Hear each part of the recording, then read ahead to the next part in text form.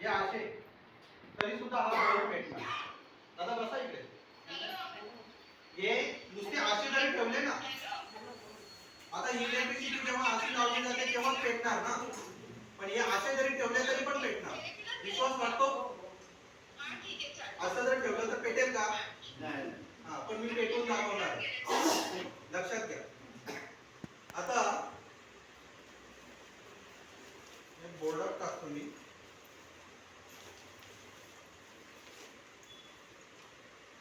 मला लागायचा शॉक.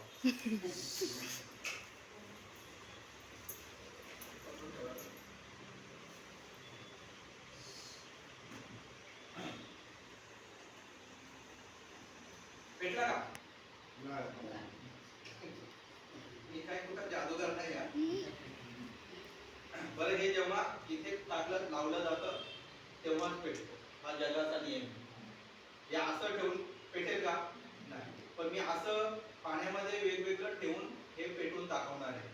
आणि ते फक्त आपल्या आरुष वॉटर मध्येच तो पेटणार आहे. इतर वॉटर मध्ये कधीच पेटू शकत नाही. हा आहे साधा वॉटर.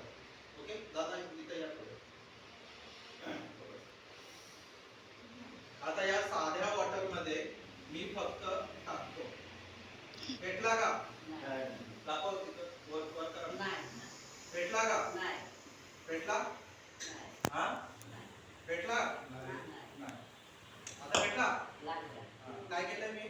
इथे लावलं म्हणून पेटला. पाण्यामध्ये पेटला या? नाही ना?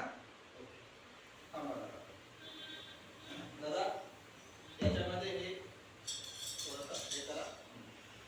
टाका त्याच्यामध्ये पाणी. का जे पाणी आपण आता थोडं थोडं पिण्यासाठी वापरलं आणि जे पाणी आपण हाताला आपण हे करून घेतलं. ओके, बघा मी काय करतोय ते. मी टच इथे करत नाही. पेटलं का नाही पेटलं?